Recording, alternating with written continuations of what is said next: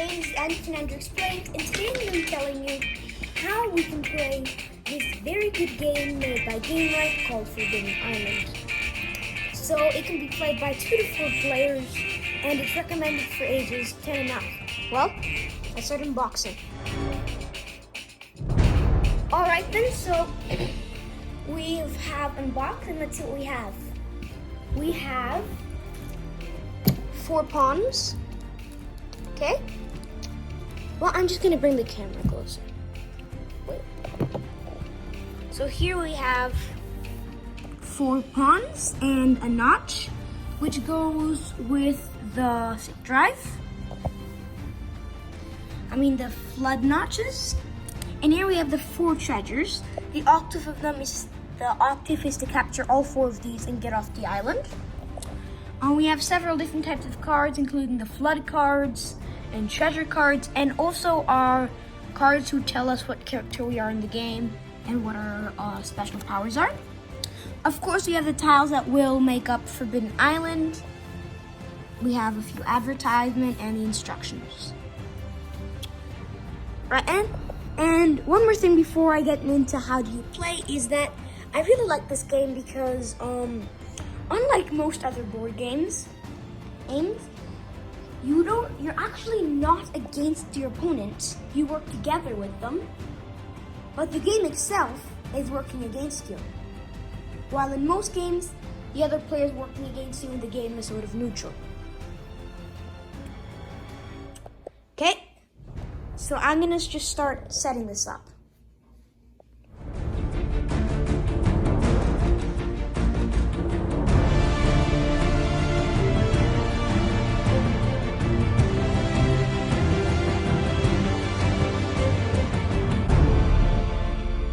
So now I've set up the game. As you can see, the 4 treasures are in the corners. Oh wait, just let me get off this green mask I've been wearing while I set that up. And of course, over here, we have our flood card. Okay? Depends. Every time you draw a treasure, well, there's different kinds of treasure cards. You can start at either novice, normal, elite, or legendary. Each time you get a flood card, a flood card from the treasure pile, you have to move it 1 up. The number of normal flood cards you discard from the flood pile, which is blue over there, depends on which you are in. If you ever get to the top here, you die. Which is kind of odd, because you shouldn't die if you're the surface. You should die if you get to the bottom. And they should have switched the numbers around, but games, how the game is.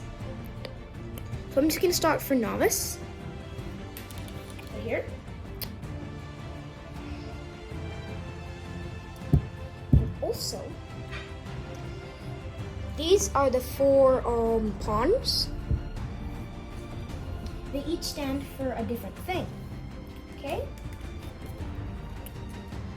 The blue is the pilot, green's explorer, black is the diver, gray is the messenger, yellow is the navigator, and finally, red is the engineer.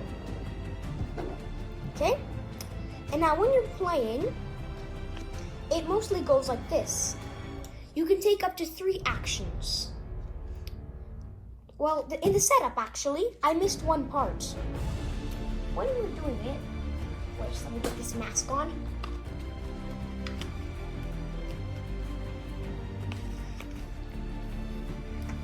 You take, just so the island, simulating the island to start sinking, you take 6 of these flood cards, okay?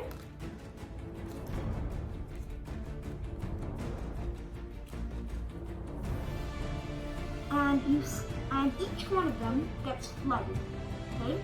So first of all, we have Coral Palace. That's Tidal Palace, sorry. Wait, where is Coral Palace? Well, I don't know where it is right now, but when I do it, you would flip it over here. You would flip it over, and this is its sunken one. If I pull this card again, it gets sunk. Okay? And then I put this in the flood discard pile. And I keep doing this for every one that I get. Okay? Alright then, so I've done that. Now I'm gonna do a quick review of what we've already learned about this amazing game, and then I'm gonna go back. Okay? Wait just one moment.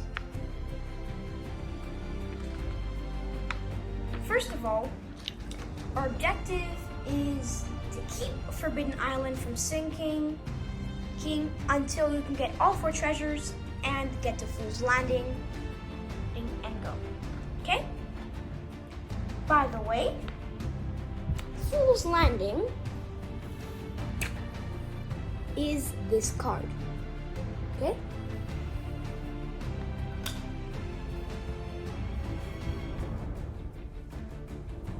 Anyways, of course we have our setup.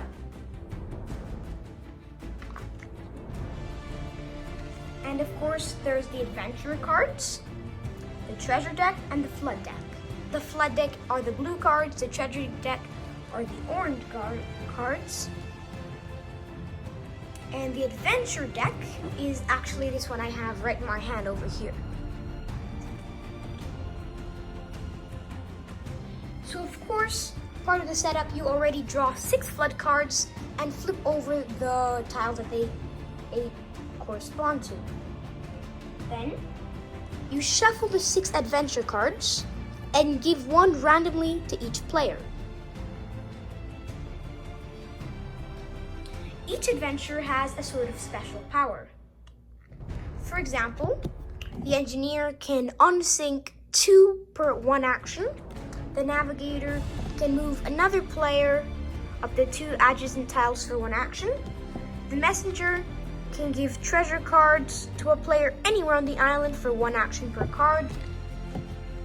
The diver can move through 1 or more adjacent flooded and or missing tiles for 1 action.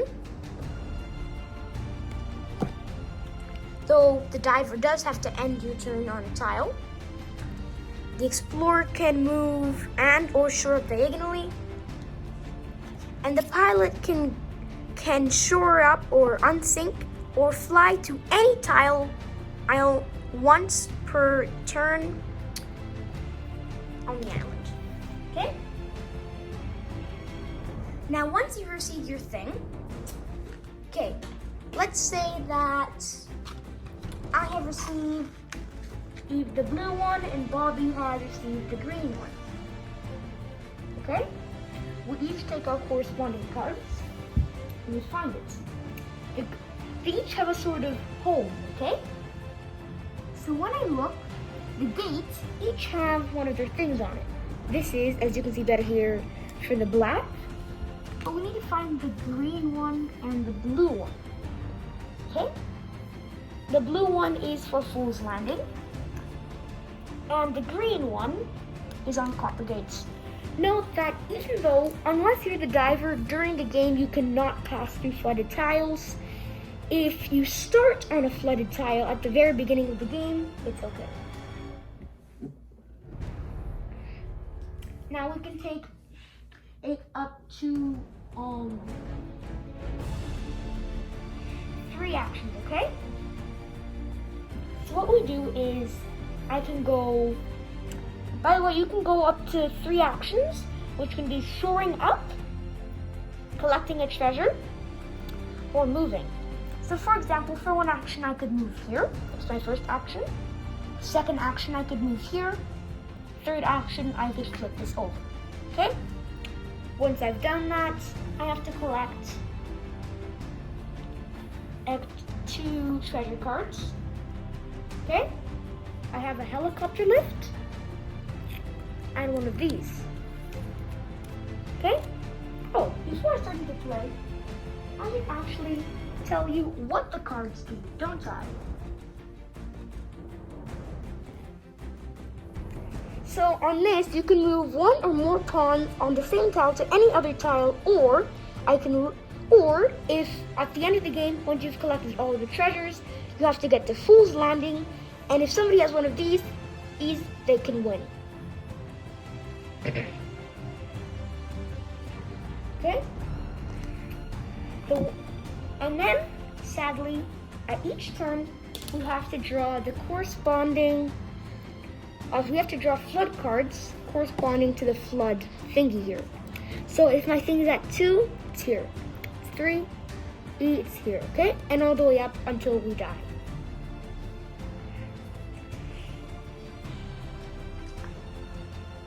So of course I explained the order of the play and everything.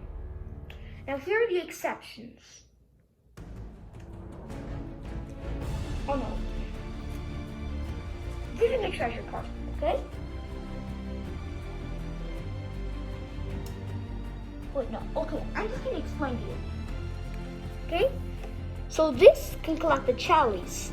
If you collect 4 of these and manage to move for a tile that has this that has a picture of this on one corner, that treasure is yours, and you've collected 1 out of 4 treasures, and you keep doing this until you have all the treasures.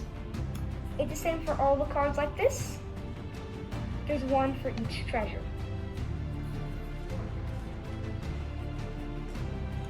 There are several others. I already told you about the helicopter lift. The sandbags allow you to shore any 1 tile on the island. We can play this at any time. This does not count as an action, and we have to discard to the treasure discard pile after use. So let's say I've used this, put it here. And of course there are the dreaded water rise cards. Okay? Once you get it, you have to move the water rise up. For example, if you're here, you have to move up here. If you're here, you have to move up here. And as you keep going up, as you get more and more water rise cards, you have to collect more and more flood cards until finally, once you reach here and you get a flood card, you die. And here's the worst part of it. After we discard this in the treasure discard pile, we have to take the flood discard pile, shuffle it, and place it on top. And then we have to take our number of these corresponding to our flood thingy.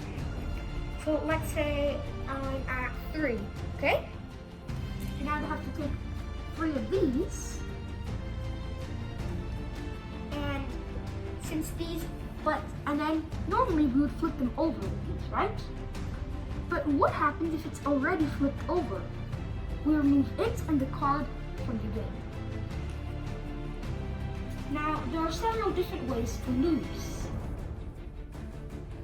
Okay? One of them is if Fool's Landing is like this, and you grab a Fool's Landing card, and Fool's Landing is gone, you die since you have no way to escape the island. Anyways, there are several other ways to lose. Just let me tell you that. Losing the games. Okay? There are 4 possible ways to die. Okay? If both temples, caves, palaces, or garden tiles sink before you collect the respective treasures. If the Fool's Landing tile sinks. If any player that is on an island tile that sinks and there's no adjacent tile to swim to. And if the water level reaches the skull and crossbones. By the way, let's say that somebody here, like he was on here and they sink. Normally, he would swim to another tile. But if there's no tile he can swim to, the game is over. Okay? Now, of course, there's winning the game. Once you've collected all 4 treasures, everyone must move their pawns to Fool's Landing tile. Then, one player must discard a helicopter lift card to lift your team off Forbidden Island for the win.